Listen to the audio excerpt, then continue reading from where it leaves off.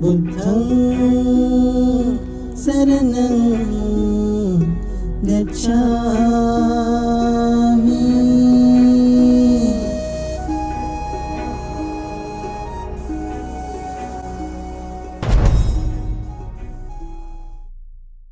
उन्होंने कुमार को वशीभूत करने के लिए रागातिरेक से उसे अपनी छातियों से दबाया। अपने सुरागंध रक्तवर्ण होठों वाले मुख से उसके कान में फुसफुसाया, हमारी पूजा यहाँ करो। अपनी जीभ को बाहर करके खड़ी हो गई।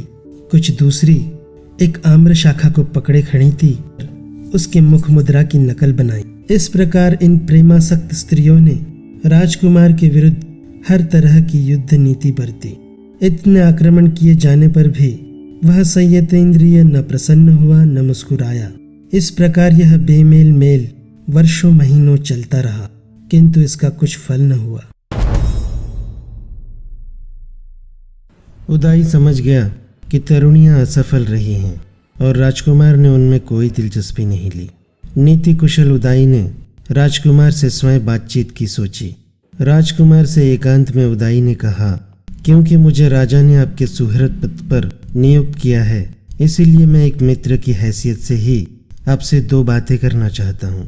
किसी अहित काम से बचाना, हितकर काम में लगाना, विपत्ति में साथ न छोड़ना, मित्र के यही 3 लक्षण हैं। यदि मैं अपनी मैत्री की घोषणा करने के अनंतर भी पुरुषार्थ से विमुख आपको न समझाऊं तो मैं अपने मैत्री धर्म से च्युत होता हूँ।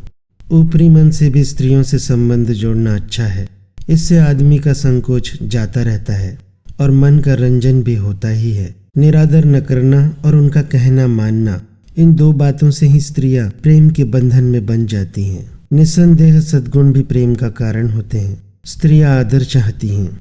हे विशालाक्ष, क्या आप ऊपरी मन से भी उनके सौंदर्य के अनुरूप शालीनता दिखाने के लिए उन्हें प्रसन्न रखने का कुछ प्रयास न करोगे? दाक्षिण्य ही स्त्रियों की औषध है, दाक्षिण्य ही उनका अलंकार है। बिना दाक्षिण्य का सौंदर्य पुष्प विहीन उद्यान के समान है। लेकिन अकेले दाक्षिण्य से भी क्या, उसके साथ हृदय की भावना का भी मेल होना चाहिए। इतनी कठिनाई से हस्तगत हो सकने वाले कामभोग जब आपकी मुट्ठी में है तो निश्चय से आप उसका तिरस्कार न करेंगे। काम को ही सर्वप्रथम पुरुषार्थ मानकर प्राचीन काल में महान पुरुषों तक ने जुगुप्सित काम भोगों का सेवन किया है, तथा प्रशंसनीय काम भोगों के सेवन में तो दोष ही क्या है। यह सब होने पर भी आश्चर्य है कि शक्ति, तारुण्य और सौंदर्य से संपन्न होने के बावजूद आप उन काम भोगों की उपेक्षा कर रहे हैं जिन पर न्यायतः आपका अधिकार है और जिनमें सारा जगत आसक्त है। पवित्र परंपरा से समर्थित उचित ही प्रतीत होने वाले इन वचनों को सुनकर मेघ गर्जन सदृश स्वर में राजकुमार ने उत्तर दिया, आपकी स्नेह सिक्त भाषा तो आपके योग्य ही है, लेकिन मैं आपको बताऊंगा कि आप कहाँ गलती पर हैं। मैं संसार के विषयों की अवज्ञा नहीं करता। मैं जानता हूँ कि सारा जगत इन्हीं में आसक्त है, लेकिन क्योंकि मैं जानता हूँ कि सारा संसार अनित्य है, इसलिए मेरा मन उनमें रमण नहीं करता। यदि यह स्त्री सौंदर्य स्थायी भी रहे तो भी यह किसी बुद्धिमान आदमी के योग्य नहीं कि उसका मन विषयों में रमण करे। और जहाँ तक तुम कहते हो कि बड़े बड़े महात्मा भी विषयों के वशीभूत हुए हैं, तो वे इस विषय में प्रमाण नहीं है, क्योंकि अंत में वे भी क्षय को प्राप्त हुए हैं।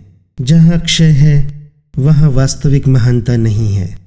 जहाँ विषयासक्ति है वहाँ वास्तविक महानता नहीं है। जहाँ असंयम है वहाँ वास्तविक महानता नहीं है। और यह जो आपका कहना है कि ऊपरी मन से ही स्त्रियों से स्नेह करना चाहिए, तो चाहे यह दक्षता से भी हो तो भी मुझे यह रुचिकर नहीं लगता है। यदि यह यथार्थ नहीं है तो मुझे स्त्रियों की इच्छा के अनुसार अनुवर्तन भी प्रिय नहीं। यदि आदमी का मन उसमें नहीं है तो ऐसे अनुवर्तन पर भी धिक्कार है। जहाँ राग का अतिशय है, जहाँ मिथ्यात्व में विश्वास है, जहाँ असीम आसक्ति है और जहाँ विषयों की सदोषता का यथार्थ दर्शन नहीं, ऐसी वंचना में भी क्या धरा है। और यदि राग के वशीभूत हुए प्राणी परस्पर एक दूसरे को ठगते हैं, तो क्या ऐसे पुरुष भी इस योग्य नहीं कि स्त्रियां उनकी ओर देखें तक नहीं, और क्या स्त्रियां भी इस योग्य नहीं कि पुरुष उनकी ओर देखें तक नहीं? क्योंकि यह सब ऐसा ही है इसलिए मुझे विश्वास है कि तुम मुझे विषय भोग के अशोभन कुपथ पर नहीं ले जाओगे। राजकुमार के सुनिश्चित दृढ़ संकल्प ने उदाई को निरुत्तर कर दिया। उसने राजा को सारा वृतांत जा सुनाया। जब शुद्धोधन को यह मालूम हुआ कि उसके पुत्र का चित्त किस प्रकार विषयों से सर्वथा विमुख है, तो उसे सारी रात नींद नहीं आई। उसके दिल में वैसा ही दर्द था जैसा किसी हाथी की छाती में जिसे तीर लगा हो। अपने मंत्रियों के साथ उसने बहुत सा समय यह विचार करने पर खर्च किया कि वह किस उपाय से सिद्धार्थ को संसार के विषयों की ओर अभिमुख कर सके और उस जीवन से विमुख कर सके जिसकी ओर अग्रसर होने की उसकी पूरी संभावना थी। लेकिन इन उपायों के अतिरिक्त जिन्हें करके वे मात खा चुके थे, उन्हें कोई दूसरा उपाय नहीं सूझा।